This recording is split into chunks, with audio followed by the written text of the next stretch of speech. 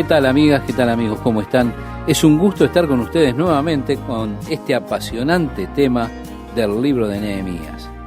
Si nosotros habremos de comenzar nuestra lectura en el versículo 1 del capítulo 9, un poco más adelante. Pero como bien decía Esteban, habremos de hacer algunas consideraciones del capítulo 8, comenzando en el versículo 18.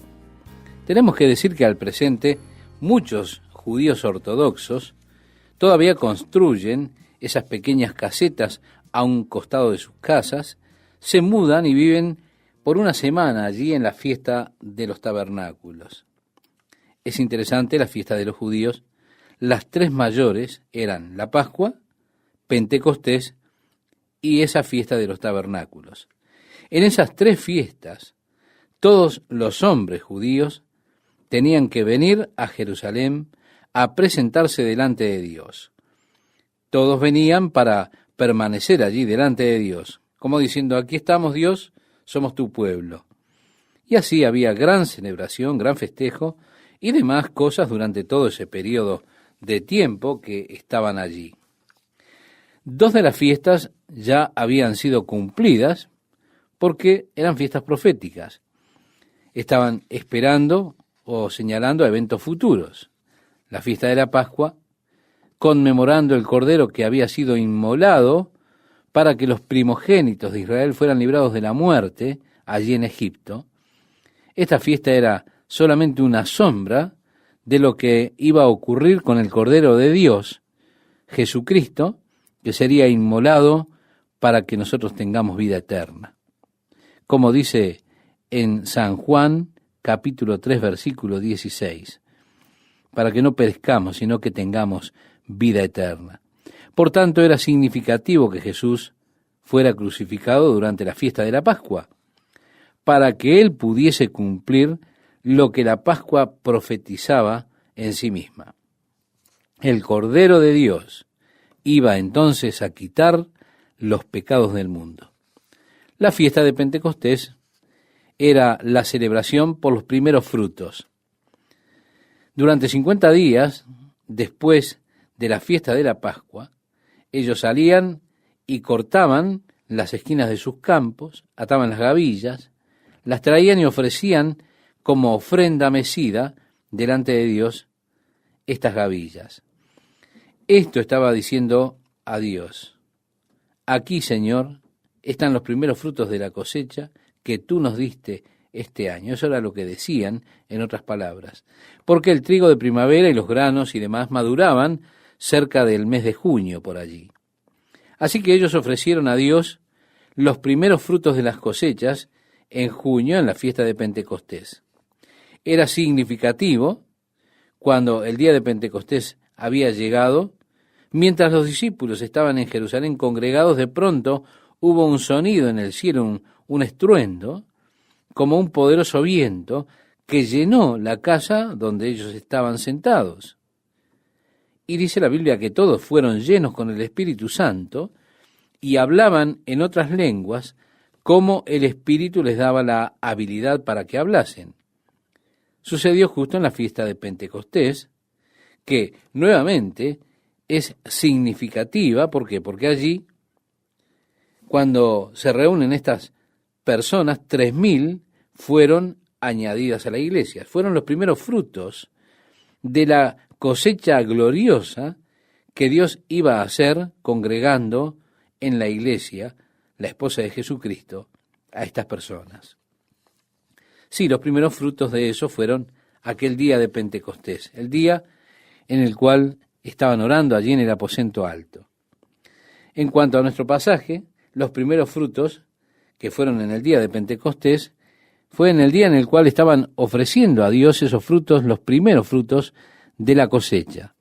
Así que la fiesta siempre fue un presagio o un anuncio del primer fruto de la esposa de Cristo, la iglesia, esa gran cosecha que Dios iba a hacer congregando a todo ese pueblo, la iglesia de Jesucristo.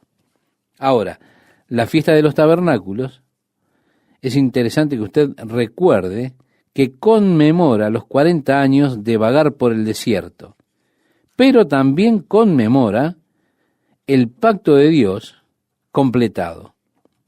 Viniendo a la tierra prometida y ahora habitando en esa gloriosa tierra prometida, allí está cumpliéndose la promesa. La tierra ha pasado un gran período de desierto, pero Dios habrá de mantener su promesa. El apóstol Pedro nos dijo: amados, esta es la segunda carta que os escribo, y en ambas despierto con exhortación vuestro limpio entendimiento, para que tengáis memoria de las palabras que antes han sido dichas por los santos profetas, y del mandamiento del Señor y Salvador, dado por vuestros apóstoles. Sabiendo primero esto, que en los postreros días vendrán burladores, andando según sus propias concupiscencias, y diciendo: ¿dónde está la promesa de su advenimiento? Porque desde el día en que los padres durmieron, todas las cosas permanecen así como desde el principio de la creación. El apóstol Pedro dijo: no es así. Hay cosas que ustedes no están tomando en consideración. El diluvio. Tampoco están tomando en consideración que Dios, el diluvio que Dios trajo hizo entrar en la historia del hombre para afectar toda la situación. Además, ustedes no toman en consideración la dimensión del tiempo, porque un día delante del Señor es como 1000 años, y 1000 años como un día. Luego él dijo: el Señor no retarda su promesa, según algunos la tienen por tardanza, sino que es paciente para con nosotros, no queriendo que ninguno perezca, sino que todos procedan al arrepentimiento. Sí, la tierra ha estado atravesando una larga experiencia de desierto, pero pronto estaremos entrando en la gloriosa tierra prometida, el reino prometido, la edad prometida. Habrá de suceder. Estoy convencido que cuando Jesús regrese a establecer la era del reino, Él lo hará durante la fiesta de los tabernáculos.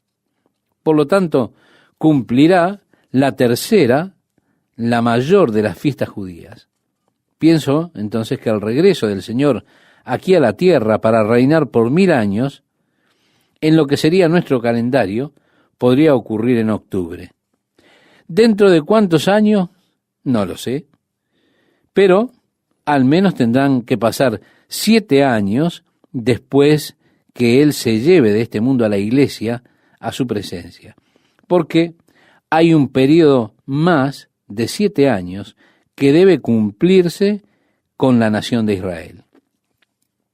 Así que cuando acontezca esto, yo creo que será en el mes de octubre.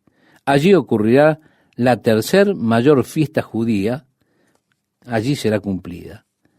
2 de ellas, en figura o en profecía, han sido cumplidas, con Jesucristo y con la iglesia. La tercera aguarda. Pero cuán significante ir a través del largo desierto y ahora entrar en la promesa, la tierra prometida, las promesas gloriosas de Dios. Así que ellos, estimado oyente, descubrieron que estaba esta fiesta de los tabernáculos escrita allí en la ley. Ellos no sabían de esa fiesta. Fue así entonces que hicieron sus pequeñas tiendas y se mudaron por una semana. En el capítulo 8, versículo 18, nos dice: y leyó Esdras en el libro de la ley de Dios cada día, desde el primer día hasta el último, e hicieron la fiesta solemne por 7 días, y el 8º día fue de solemne asamblea según el rito. La fiesta de los tabernáculos, de hecho, duraba por 8 días, los 7 días de la fiesta, y luego tenían esa asamblea solemne. Fue en el día de la asamblea solemne, precisamente, que Jesucristo se puso en pie y clamó diciendo: si alguno tiene sed, venga a mí y beba. En el capítulo 9 de Nehemías, en el versículo 1, como le decíamos al comienzo, allí nos dice: el día 24 del mismo mes se reunieron los hijos de Israel en ayuno y con cilicio y tierra sobre sí. Así que tenemos aquí nuevamente una visión que es bastante pintoresca. El pueblo se había congregado en uno, estaban ayunando, se habían vestido de saco de cenizas, atuendos rústicos, sin dudas, muy irritantes, y tenían como basura sobre ellos una señal de que estaban lamentando nuevamente, luciendo miserables. El verso 2 dice, y ya se había apartado la descendencia de Israel de todos los extranjeros, y estando en pie, confesaron sus pecados y las iniquidades de sus padres, y puestos de pie en su lugar, leyeron el libro de la ley de Jehová su Dios la cuarta parte del día, y la cuarta parte confesaron sus pecados, y adoraron a Jehová su Dios. Nuevamente vemos, ¿puede usted, quizá, estimado oyente, darse cuenta de esto? Allí habla de una cuarta parte del día. La lectura de las Escrituras ocurrió durante esa cuarta parte del día. Y ahora, una cuarta parte del día alabando a Dios y adorando a Dios. Es interesante cómo inquietamente a veces nos sentamos en esos confortables bancos. Después de media hora, una hora o más, se da cuenta, estamos inquietos. Y vemos aquí estas personas paradas una cuarta parte del día escuchando la palabra de Dios que les es leída. Después, otra cuarta parte del día simplemente parados allí adorando a Dios. En el día de hoy seguramente no se podrían acostumbrar. En el capítulo 9, versículo 4 leemos, luego se levantaron sobre la grada de los levitas, Jesuá, Bani, Cadmiel, Sebanías, Buni, Serebías, Bani, Kenani, y clamaron en voz alta a Jehová su Dios. Y dijeron los levitas, Jesuá, Cadmiel, Bani, Jasabanía, Serebías, Odías, Sebanías y Petaías, levantaos, bendecid a Jehová vuestro Dios desde la eternidad hasta la eternidad, y bendígase el nombre suyo, glorioso y alto sobre toda bendición y alabanza. Tú solo eres Jehová. Tú hiciste los cielos, y los cielos de los cielos con todo su ejército, la tierra y todo lo que está en ella, los mares y todo lo que hay en ellos. Y tú vivificas todas estas cosas, y los ejércitos de los cielos te adoran. Qué glorioso reconocimiento de Dios tenemos aquí. La grandeza de Dios, la gloria de Dios, el poder de Dios. Tú hiciste los cielos y los cielos de los cielos, con todo su ejército, la tierra y todo lo que está en ella, los mares y todo lo que hay en ellos, y tú vivificas todas estas cosas.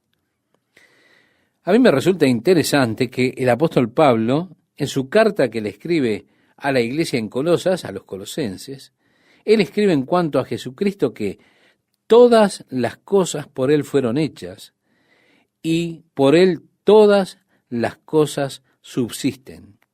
Si todo este universo está unido, está junto por el poder de Jesucristo. Conforme a la ley de Coulomb de la electricidad, las fuerzas positivas se repelen, polos iguales se repelen, polos opuestos se atraen. Así que yo le invitaría a usted, estimado oyente, que tome dos imanes y trate de ponerlos juntos. Verá cómo los polos del mismo signo, es decir, los polos positivos, se repelen. Pero todo el concepto de un imán y la atracción es que los polos opuestos, reitero, se atraen, los polos iguales se repelen. Hay una tremenda fuerza repelente en los polos positivos y las cargas positivas, los protones.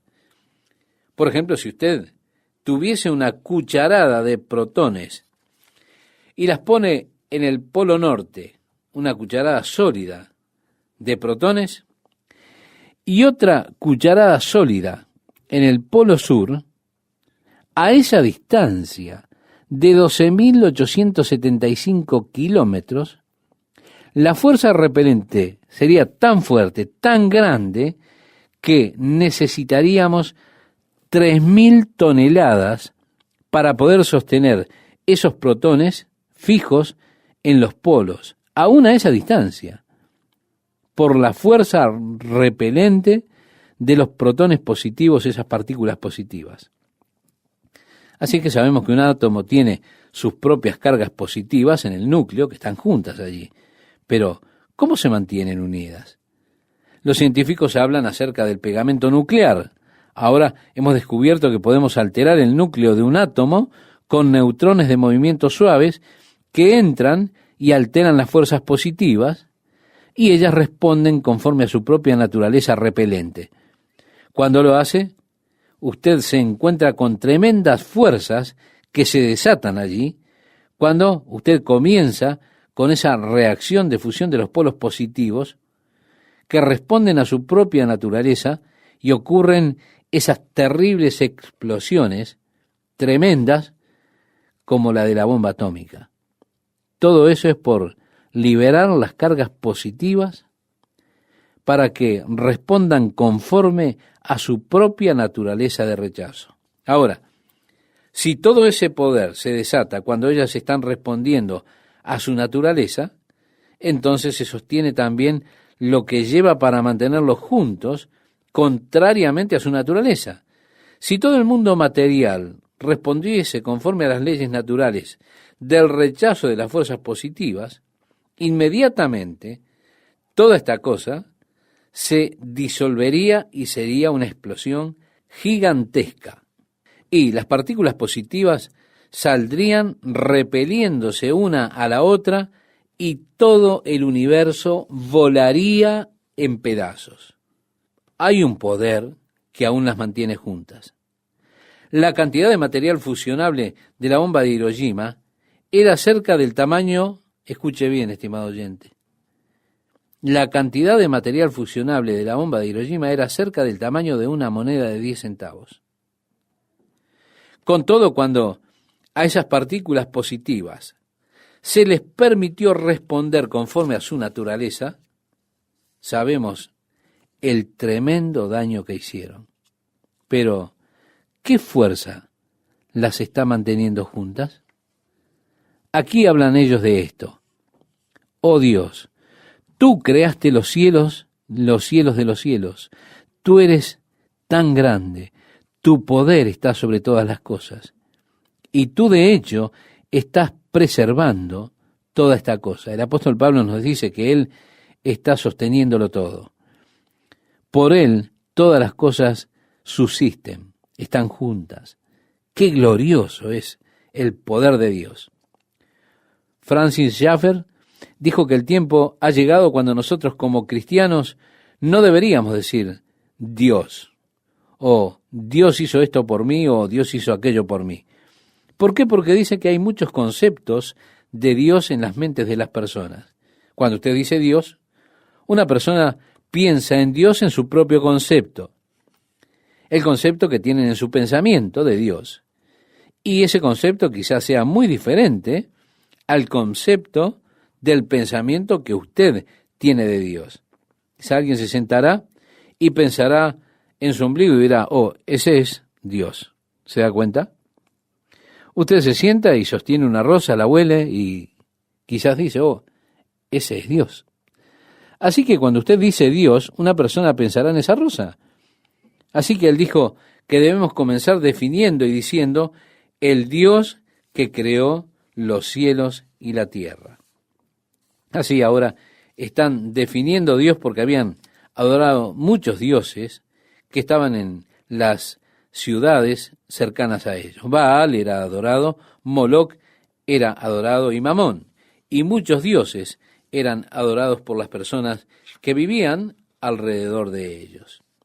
Yendo adelante, es interesante en el Nuevo Testamento, en el capítulo 4 del libro de los Hechos, cuando los apóstoles están respondiendo a la prohibición que fue puesta sobre ellos por los líderes religiosos para que no hablaran más en el nombre de Jesús. Pedro y Juan se congregaron con los discípulos y les contaron la experiencia que habían tenido ellos delante del Sanedrín. Y oraron, y cuando comenzaron a orar, ellos dijeron, y ellos, habiéndolo oído, alzaron unánime la voz a Dios, dijeron, soberano Señor, tú eres el Dios que hiciste el cielo y la tierra, el mar y todo lo que en ellos hay. Probablemente recordando la oración ofrecida allí en Jeremías, donde hay mucho de la misma cosa que se dice. Tú solo eres Jehová, tú hiciste los cielos de los cielos, con todo su ejército, la tierra y todo lo que está en ella. ¿Se da cuenta? El ejército de los cielos era una referencia a los ángeles que adoran a Dios. Así que cuando él dijo que él creó todos los ejércitos de los cielos, sería, él ha creado todos los ángeles y ellos le adoran. En el versículo 7 y 8 del capítulo 9 nos encontramos allí este reconocimiento, reconociendo que Dios había hecho esta promesa a Abraham y cumplió su promesa. Y dijeron, aquí estamos en la tierra, tú eres justo. Miraste la aflicción de nuestros padres, dice en el versículo 9, en Egipto, y oíste el clamor de ellos en el mar rojo e hiciste señales y maravillas contra Faraón. Así que, estimado oyente, estas son las cosas que ellos estaban leyendo de los primeros 5 libros de la Biblia. En el versículo 11 dice, dividiste el mar delante de ellos y pasaron por medio de él en seco y a sus perseguidores echaste en las profundidades como una piedra en profundas aguas.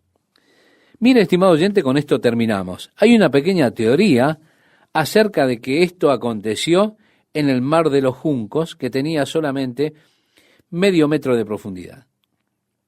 Pero créame, esto resulta totalmente inconsistente, pues en tan poca profundidad de agua jamás se hubieran, como ocurrió, ahogado los ejércitos del faraón como realmente sucedió. ¿Qué tal, amigos, amigas? ¿Cómo están? Haremos un pequeño repaso de nuestra última lección. El verso 1 de este capítulo 9 nos dice, el día 24 del mismo mes se reunieron los hijos de Israel en ayuno y con cilicio y tierra sobre sí. Nuevamente es una vista pintoresca que tenemos allí. Podemos contemplar a todo el pueblo reunido. Ellos habían estado ayunando, vestidos de cilicio, vestidos con vestiduras ásperas, irritantes, con tierra por encima de ellos que se echaban. Era una señal de lamento, una señal que indicaban que se sentían miserables. Continúa la lectura diciendo, y ya se había apartado la descendencia de Israel de todos los extranjeros, y estando en pie confesaron sus pecados y las iniquidades de sus padres, y puestos de pie en su lugar, leyeron el libro de la ley de Jehová su Dios, la 4ª parte del día, y la 4ª parte confesaron sus pecados y adoraron a Jehová su Dios. Vemos nuevamente, nos podemos imaginar estando allí, una 4ª parte del día leyendo la Biblia, y ahora la 4ª parte del día alabando a Dios y adorándole. Continúa después el relato hasta el versículo 6, con un glorioso reconocimiento de Dios, de la grandeza de Dios, de la gloria de Dios, el poder de Dios. Tú hiciste los cielos de los cielos, tú estás sobre todo, has hecho el universo, tú preservas el universo. Vemos que ellos reconocen que Dios fue quien lo ha creado, incluso como lo declara en Génesis, todo este universo y todo lo que en él hay. También, estimado oyente, es interesante en el Nuevo Testamento el capítulo 4 del libro de los Hechos. Los apóstoles estaban contestando a aquella prohibición que había para los líderes religiosos de hablar en el nombre de Jesús. Pedro y Juan se reunieron con los discípulos y les contaron la experiencia que habían tenido con el Sanedrín. Luego ellos oraron y cuando comenzaron a orar dijeron, soberano Señor, tú eres el Dios que hiciste el cielo y la tierra, el mar y todo lo que en ellos hay. Probablemente están recordando esta oración de Nehemías, donde se dicen cosas muy parecidas. Tú solo eres Jehová, tú hiciste los cielos y los cielos de los cielos con todo su ejército, la tierra y todo lo que está en ella, los mares y todo lo que hay en ellos. Y tú vivificas todas estas cosas y los ejércitos de los cielos te adoran. Quizá como una referencia a los ángeles que adoran a Dios. Así que cuando él dice que Dios ha creado los ejércitos de los cielos, estaría diciendo, en otras palabras, ha creado a todos los ángeles y ellos le adoran a él. a partir del versículo 7, dice, tú eres, oh Jehová, el Dios que escogiste a Abraham, y lo sacaste de Ur de los Caldeos, y le pusiste el nombre de Abraham, y hallaste fiel su corazón delante de ti, e hiciste pacto con él para darle la tierra del Cananeo, del Eteo, del Amorreo, del Fereseo, del Jebuseo y del Gergeseo, para darla a su descendencia, y cumpliste tu palabra, porque eres justo. Reconociendo así, estimado oyente, que Dios le hizo esa promesa a Abraham, y Dios cumplió la promesa hecha a Abraham. Aquí estamos en la tierra, porque Dios que prometió cumplió. Tú eres justo. Y miraste la aflicción de nuestros padres en Egipto, y oíste el clamor de ellos en el mar rojo, e hiciste señales y maravillas contra Faraón. Aquí viene repasando la historia. Continúa diciendo, dividiste el mar delante de ellos, pasaron por medio de él en seco, y a sus perseguidores echaste en las profundidades como una piedra de profundas aguas. En cierta forma, echa por tierra la teoría de que era un río de cañuelas, que tenía solamente un medio metro de profundidad. Sí, estos números son mentirosos, dicen, pero los mentirosos, de seguro, son los que cuentan estas cosas así. La Biblia continúa diciendo, en nuestro pasaje de este día, con columna de nube los guiaste de día, y con columna de fuego de noche, para alumbrarles el camino por donde habían de ir. Y sobre el monte de Sinaí descendiste, y hablaste con ellos desde el cielo, y les diste juicios rectos, leyes verdaderas, y estatutos y mandamientos buenos, y les ordenaste el día de reposo santo para ti.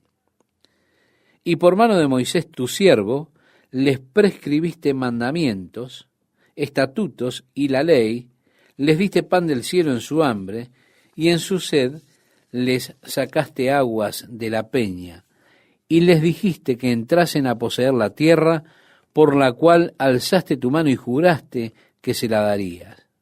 Mas ellos y nuestros padres fueron soberbios.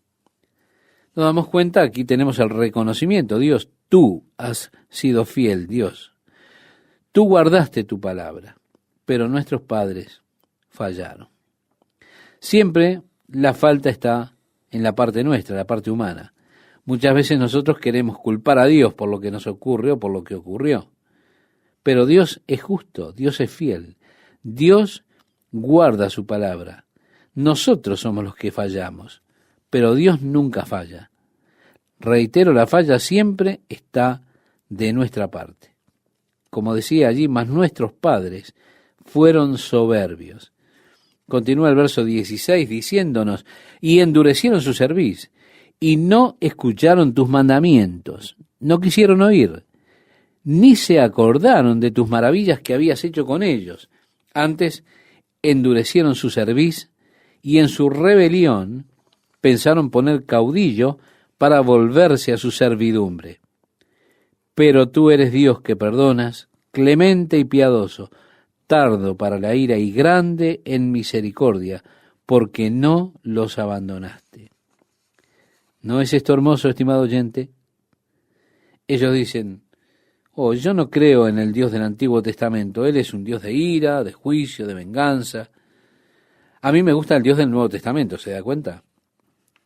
Como si tuviéramos dos dioses diferentes revelados en la Escritura. Pero no, es un solo Dios. Y Él se revela en el Antiguo Testamento, justo aquí como Dios que perdona, clemente, piadoso, tardo para la ira, grande en misericordia, porque no los abandonaste, dice allí. Esto suena como si viniera de la pluma del apóstol Pablo, cuando él habla acerca de la gracia de Dios en el Nuevo Testamento, diciendo, cuán amable es Dios, cuán misericordioso es Dios, qué piadoso y perdonador.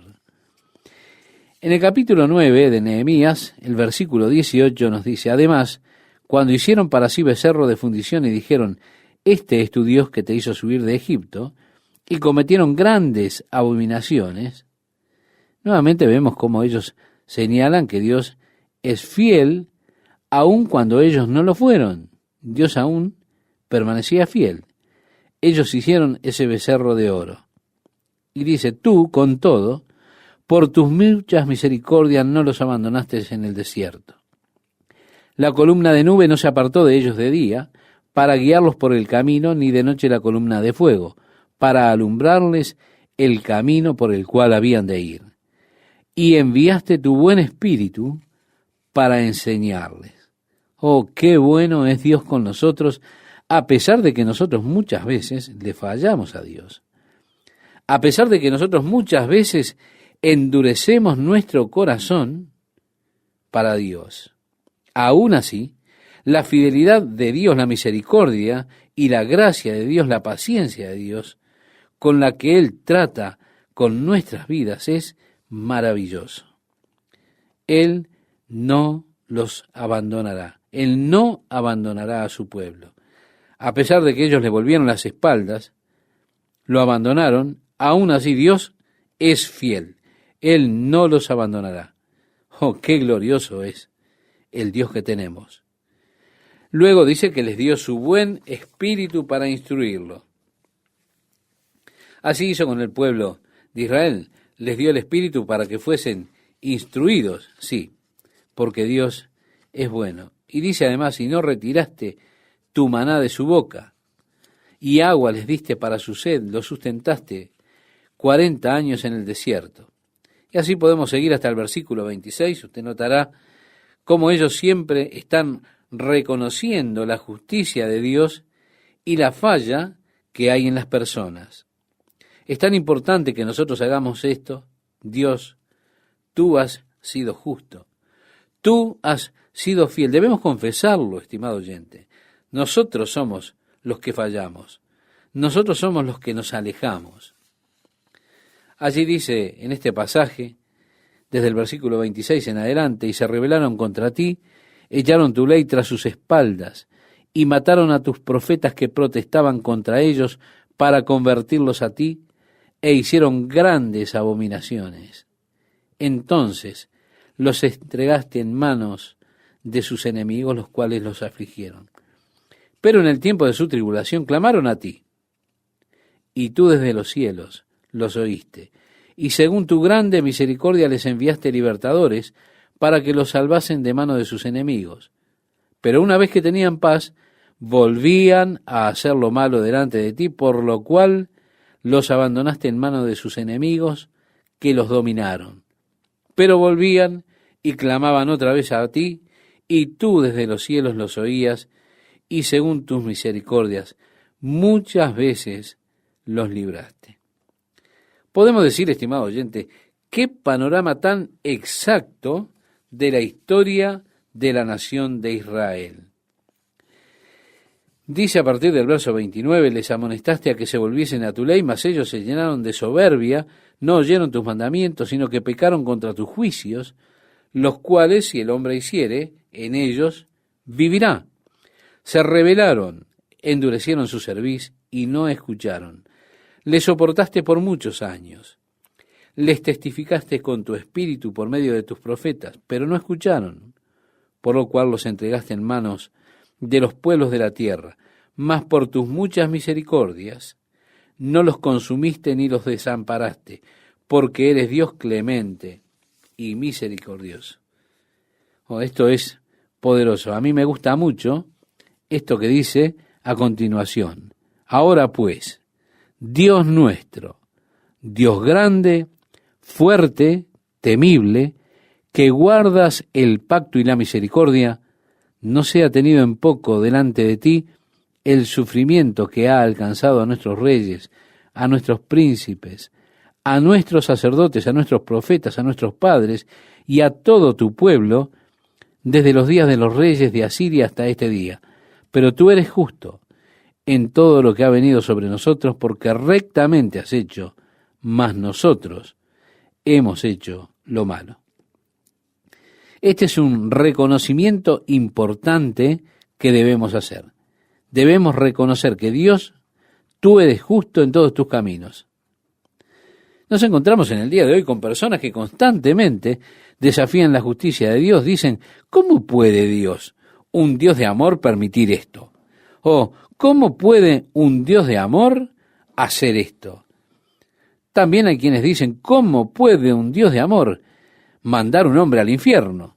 Y así desafían la justicia de Dios. Pero, permítame decir algo, Dios es absolutamente justo. Pero hay de aquellos pobres africanos que nunca oyeron acerca de Jesucristo, mueren sin haberle conocido. ¿Y qué sucederá con ellos? La gente siempre se está cuestionando. Créame, Dios será absolutamente justo. Usted, estimado oyente, preocúpese por usted mismo y su relación con Dios. Usted ha escuchado la palabra de Dios. Usted mismo es por quien usted debe preocuparse, porque usted conoce la voluntad de Dios. Dios será justo con él, con aquel africano, aquel que nunca escuchó, será justo con él. Pero también Dios será justo con usted, porque usted sí conoce. Dios es justo. Así decía esa oración. Oh Dios, tú eres un Dios justo, tú eres justo en todo lo que has hecho, porque tú has hecho lo recto. Nosotros somos quienes hemos fallado.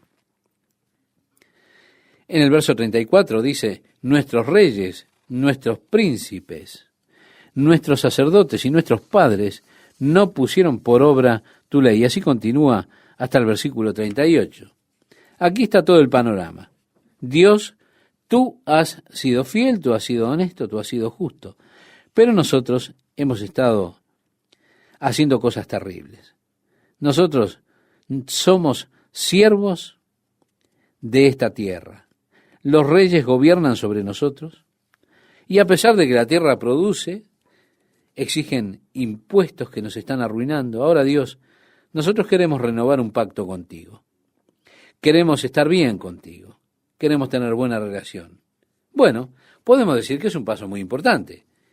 Queremos hacer un pacto. Queremos firmar un pacto contigo, Señor. Queremos ponerle la firma.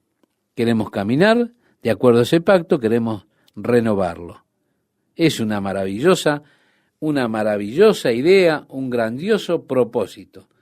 Así que vemos estas personas que firman ese pacto. Estas palabras fueron selladas, las personas firmaron el pacto, comenzando con Nehemías el gobernador, y allí se nos dan los nombres de los líderes que firmaron ese pacto. Ya en el capítulo 10, versículo 28, dice, y el resto del pueblo, los sacerdotes, levitas, porteros y cantores, los sirvientes del templo y todos los que se habían apartado de los pueblos de la tierra a la ley de Dios, con sus mujeres, sus hijos e hijas, todo el que tenía comprensión y discernimiento, se reunieron con sus hermanos y sus principales para protestar y jurar que andarían en la ley de Dios, que fue dada por Moisés, siervo de Dios, y que guardarían y cumplirían todos los mandamientos, decretos y estatutos de Jehová nuestro Señor. Así que este es el pacto que ellos hicieron. Maldito sea el hombre que no cumpla con esto. Ellos dijeron, sí, lo haremos. Comprometieron sus corazones, se determinaron, diciendo, nosotros serviremos a Dios, le seguiremos a Él, guardaremos sus mandamientos que hemos leído en su ley. También dice que no daríamos nuestras hijas a los pueblos de la tierra, ni tomaríamos sus hijas para nuestros hijos. Asimismo, que si los pueblos de la tierra trajesen a vender mercaderías y comestibles en día de reposo, nada tomaríamos de ellos en ese día ni en otro día santificado, y que el año séptimo dejaríamos descansar la tierra y remitiríamos toda deuda.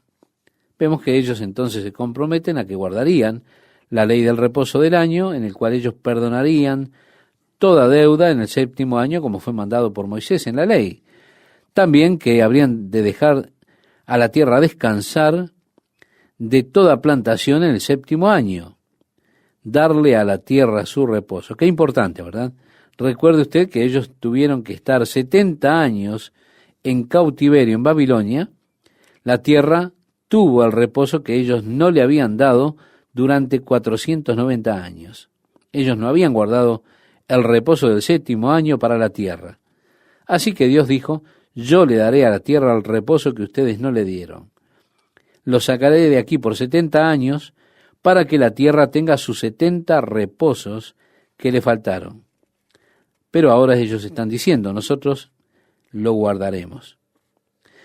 Nos impusimos además por ley el cargo de contribuir cada año con la tercera parte de un ciclo para la obra de la casa de nuestro Dios. Es decir, todos nosotros daremos dinero para que la casa de Dios se pueda mantener, para que tengan el pan sagrado, las ofrendas de comida, ofrendas quemadas de continuo, todas las ofrendas del día de reposo, lunas nuevas, fiestas establecidas y demás. Así que todos pactamos que sostendremos la casa de Dios y la adoración en la casa de Dios. Luego tenemos este pasaje hasta el versículo 38. En resumidas palabras, ellos están diciendo, nos comprometemos, Señor, nosotros te seguiremos, guardaremos tu ley, guardaremos todos tus mandamientos y estatutos, guardaremos la ley del día de reposo, no haremos negocios en el día de reposo, nosotros guardaremos el 7º año, comenzaremos a mantener la casa de Dios y la adoración en la casa de Dios y demás cosas. Sí, estaba en el corazón del pueblo pactar con Dios. Señor, nosotros seremos tu pueblo nuevamente, nosotros te serviremos a ti. Finalizando, leemos este pasaje del capítulo 11, versículo 1, donde nos dice, habitaron los jefes del pueblo en Jerusalén, más el resto del pueblo, hechos suertes para traer 1 de cada 10, para que morase en Jerusalén, ciudad santa, y las otras 9 partes en las otras ciudades. Así que cuando ellos regresaron, habitaron por un buen tiempo el territorio allí en Hebrón, Beerseba, Ramalá, Betel y demás, un gran territorio. Había solo unos 50.000 aproximadamente de ellos. Ellos decidieron que 1 en 10, que significa unos 5.000, habrían de morar en Jerusalén. Ellos querían mantener esa ciudad como capital, así tendrían un lugar de adoración y demás cosas, y el resto de las personas, por supuesto, estarían en otros lugares. Jerusalén no es buen territorio para cultivos. Hay mejor agricultura en algunos de los valles que están alrededor de Jerusalén. Por eso echaron suertes para ver quiénes habrían de quedarse en Jerusalén y el resto habrían de trasladarse a los territorios alrededor para vivir allí. Entonces así tenemos los nombres de las familias sobre quienes cayó la suerte de quedarse a vivir en Jerusalén. Luego, comenzando con el versículo 20, tenemos los nombres de las familias que se fueron para habitar las otras ciudades alrededor. ¿Qué tal? ¿Cómo están? Yendo directamente, sin más preámbulos, al capítulo 12, versículo 1, allí nos dice, estos son los sacerdotes y levitas. Y se nos dan allí los nombres de aquellos sacerdotes y levitas que estaban sirviendo en ese tiempo, se da su genealogía en los versículos 10 al 21, después se nos dice acerca de los jefes de familia, de los levitas y de los sacerdotes, y así llegamos al versículo 27, donde expresa, para la dedicación del muro de Jerusalén, buscaron a los levitas de todos sus lugares para traerlos a Jerusalén, para hacer la dedicación y la fiesta con alabanzas y con cánticos, con címbalos, salterios y cítaras. El tiempo de la dedicación del templo habría de ser un tiempo de gran fiesta, muchas canciones, mucha música, mucha emoción, mucha adoración, mientras ellos dedicaban el muro. La mayoría de los levitas eran los músicos que había entre el pueblo, y allí estaban para reunirlos a todos. Y dice el verso 28, y fueron reunidos los hijos de los cantores, así de la región alrededor de Jerusalén como de las aldeas de los netofatitas, y de la casa de Gilgal, y de los campos de Jebá. Reunieron a personas de todas partes. Luego él dijo, hice luego subir a los príncipes de Judá sobre el muro, y puse 2 coros grandes que fueron en procesión el uno a la derecha sobre el muro hacia la puerta del muladar, y todos los que fueron en esa dirección. Y sacrificaron aquel día numerosas víctimas, y se regocijaron porque Dios los había recreado con grande contentamiento. Se alegraron también las mujeres y los niños, y el alboroto de Jerusalén fue oído desde lejos. Un día tremendo de dedicación de los muros, de adoración a Dios, tanto que los gritos y el gozo y las canciones eran tan grandes que se escuchaban a gran distancia. Continúa el relato: en aquel día fueron puestos varones sobre las cámaras de los tesoros, de las ofrendas, de las primicias y de los diezmos, para recoger en ellas, de los ejidos de las ciudades, las porciones legales para los sacerdotes y levitas, porque era grande el gozo de Judá con respecto a los sacerdotes y levitas que servían, y habían cumplido el servicio de su Dios y el servicio de la expiación, como también los cantores y porteros, conforme al estatuto de David y de Salomón su hijo, porque desde el tiempo de David y de Asaf, ya de antiguo, había un director de cantores para los cánticos y alabanzas y acción de gracias, y todo Israel en días de Zorobabel y en días de Nehemías daba alimento a los cantores y a los porteros cada cosa en su día. Consagraban asimismo sus porciones a los levitas, y los levitas consagraban parte a los hijos de Aarón.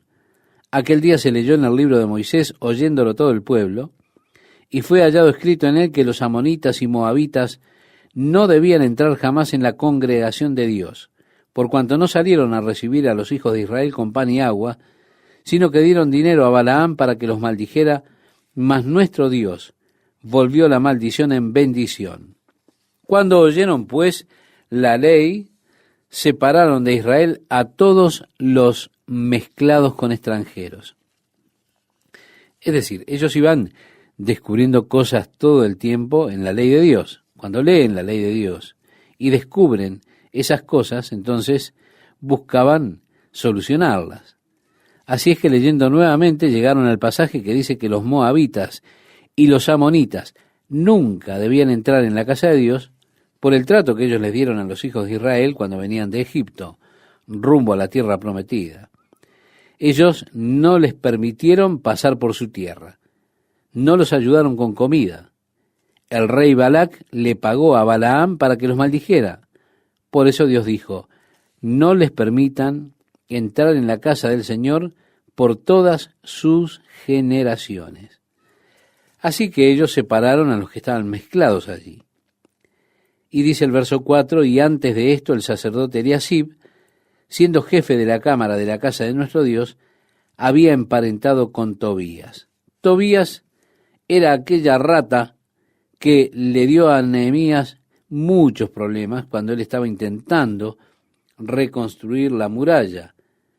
Pero resulta que el sacerdote era amigo de él y le había hecho una gran cámara.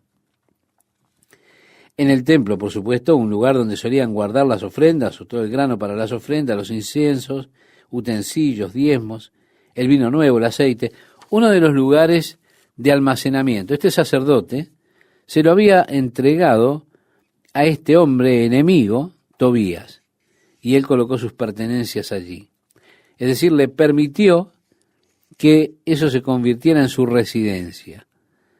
Aquí estaba este hombre que le había dado tanto trabajo a Nehemías en la construcción del muro y demás, y este sacerdote tenía su amistad con él, fue condescendiente con Tobías, es más, le dio un lugar para vivir en el templo.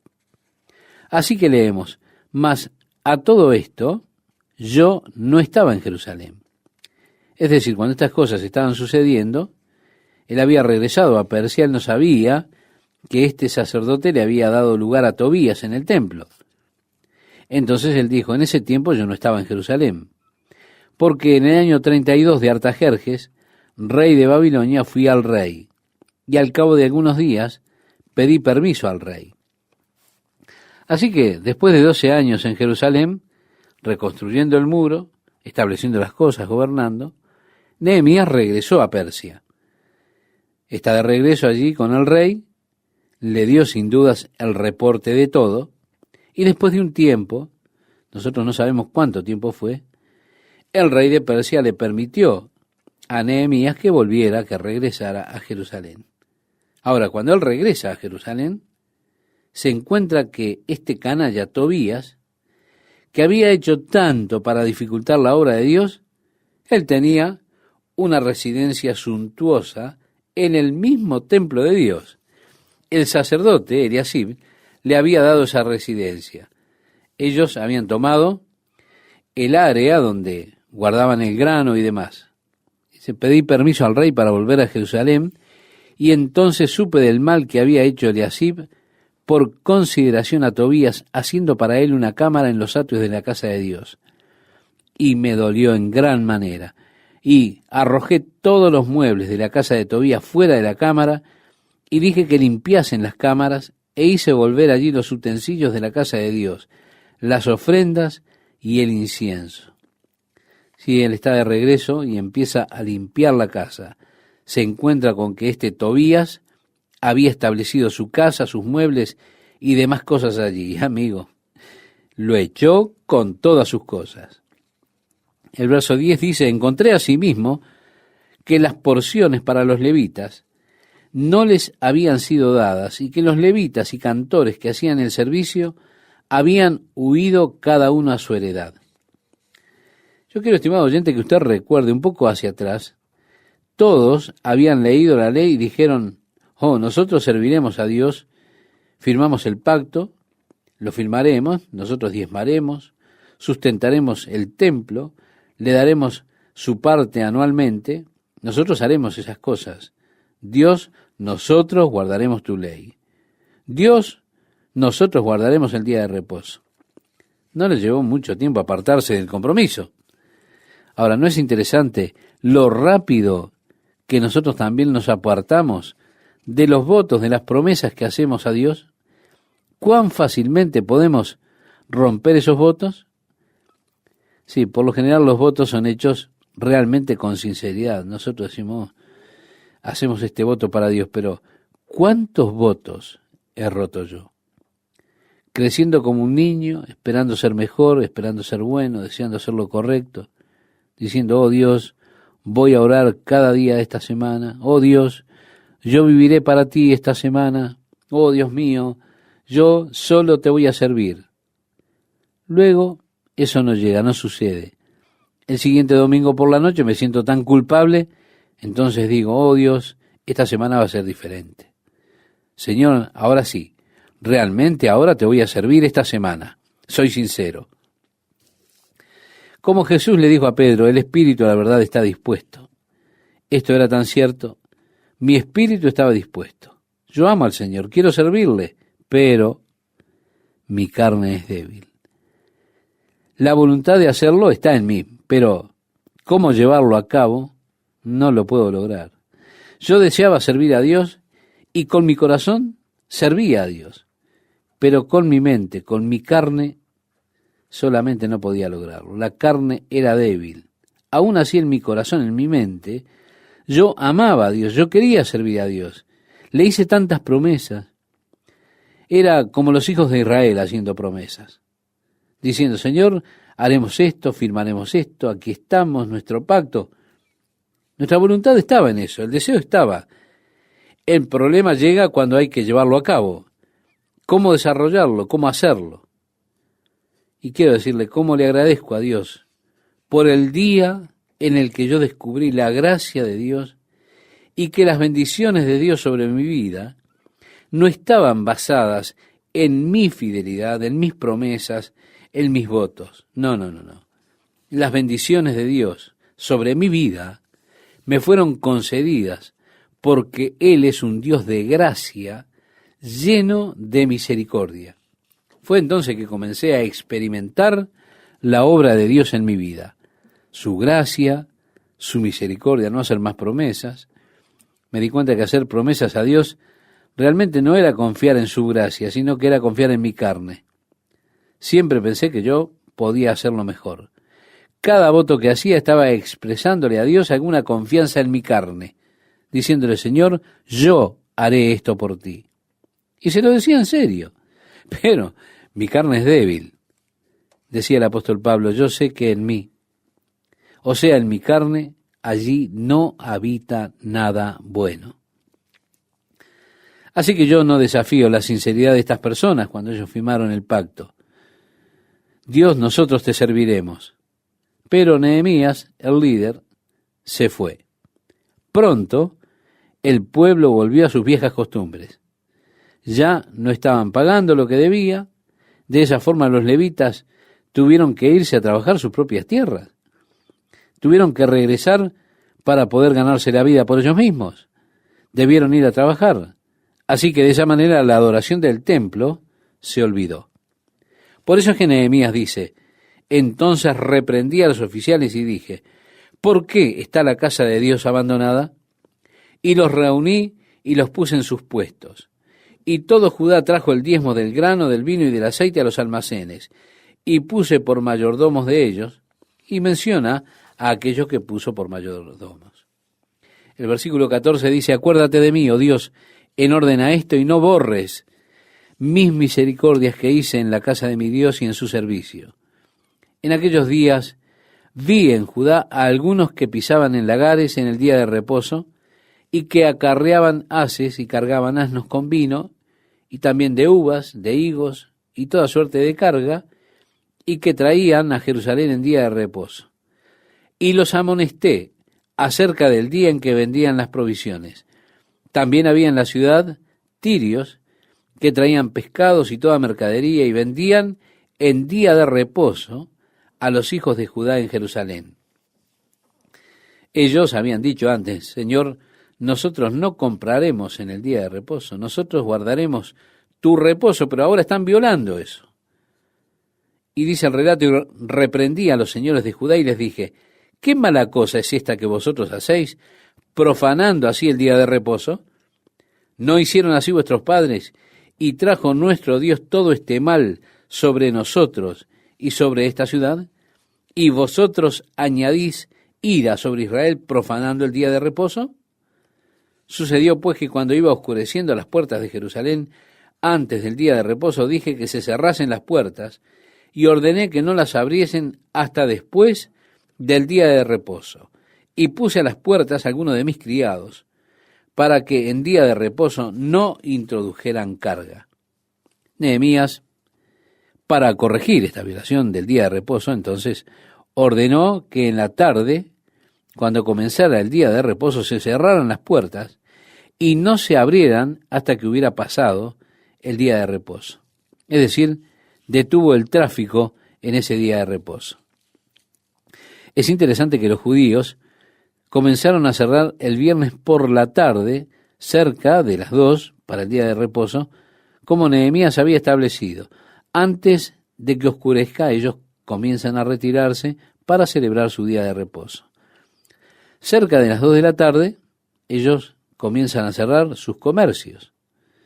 Pero al momento en el que se pone el sol, ya toda la familia está reunida en el hogar, la madre ofrece su oración, enciende la vela del día de reposo, comienzan su adoración del día de reposo. También hay algunas áreas en Jerusalén donde ellos buscan imponer el día de reposo y algunos no quieren que ningún auto se traslade en esa área en el día de reposo. Por eso colocan barricadas al frente de algunas calles. Así que hay algunas calles en Jerusalén donde usted ni siquiera podría pasar con su auto allí en el día de reposo.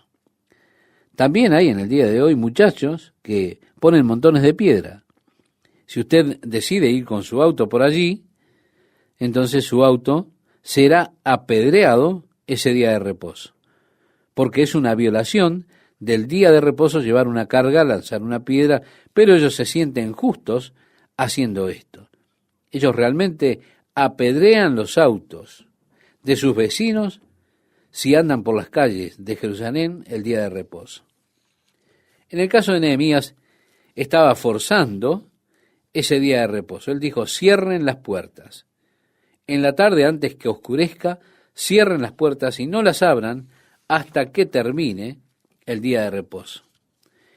En el verso 20 dice, y se quedaron fuera de Jerusalén 1 y 2 veces los negociantes y los que vendían toda especie de mercancía, y les amonesté y les dije, ¿por qué os quedáis vosotros delante del muro? Si lo hacéis otra vez, os echaré mano. Desde entonces no vinieron en día de reposo. Y dije a los levitas que se purificasen y viniesen a guardar las puertas para santificar el día del reposo. También por esto, acuérdate de mí, Dios mío, y perdóname, según la grandeza de tus misericordias. En otras palabras le está diciendo, Señor, recuerda mis buenas acciones.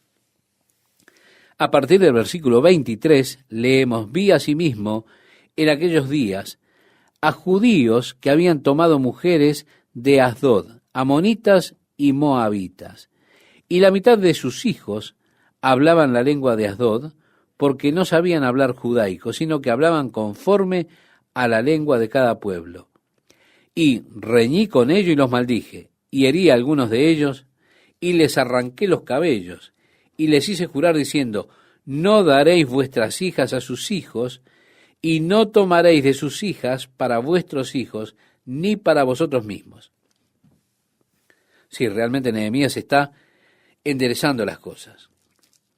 Allí lo vemos arrancándole el cabello, maldiciéndole, haciéndolos jurar que ya no harían más eso. Y ellos dijeron, malditos seremos si hacemos estas cosas. Es decir, otra vez vemos, haciendo votos, diciendo malditos seremos si violamos estas cosas. Regresando un par de capítulos podemos ver también eso. Y ahora ellos habían quebrantado el día de reposo, habían quebrantado también esa ley, así que él los maldice porque ellos dijeron, malditos seremos si hacemos esto. Él continúa, los maldice, les arranca el cabello, los golpea. Realmente podemos decir que Nehemías era un tipo duro, ¿no? Allí dice, ¿no pecó por esto Salomón, rey de Israel?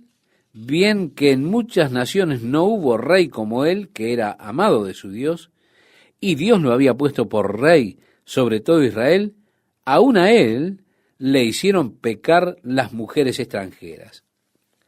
Sí, estimado oyente, vemos que uno de los mayores problemas eran las mujeres extranjeras.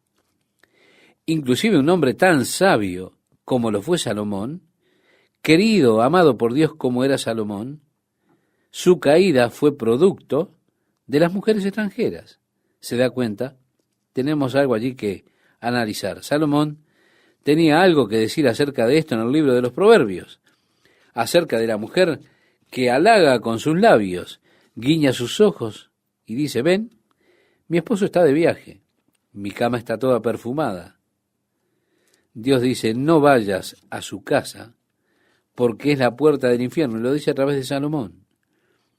Muchos hombres fuertes fueron destruidos. Salomón tal vez estaba hablando de su propia experiencia. Tan sabio como él era, tan bendecido por Dios como era él, aún así, las mujeres extranjeras fueron la causa real de su caída. Era una maldición. Así cayó. Eso fue lo que provocó la caída de Salomón. Por eso Nehemías les está recordando. Miren, ustedes no pueden manejar esto. Si un hombre tan sabio como Salomón fue destruido por las mujeres extranjeras, ustedes también serán destruidos. Finalmente tenemos este pasaje desde el versículo 27 al 31, donde dice, y obedeceremos a vosotros para cometer todo este mal tan grande de prevaricar contra nuestro Dios tomando mujeres extranjeras. Y uno de los hijos de Joiada, hijo del sumo sacerdote Eliasib, era yerno de Sanbalat Horonita. Recuerda, estimado oyente, Sanbalat, junto con Tobías, era el otro hombre malvado que le hizo pasar un mal rato a Nehemías en la reconstrucción de la muralla. Y dice, por tanto, lo ahuyenté de mí. Acuérdate de ellos, Dios mío, contra los que contaminan el sacerdocio y el pacto del sacerdocio y de los levitas.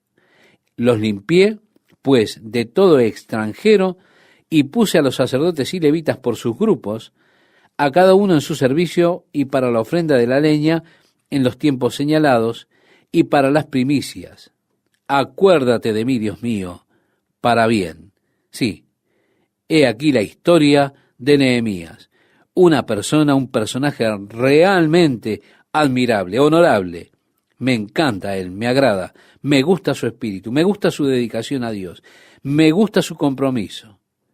Sería entretenido, sería realmente muy precioso haber conocido personalmente a Nehemías.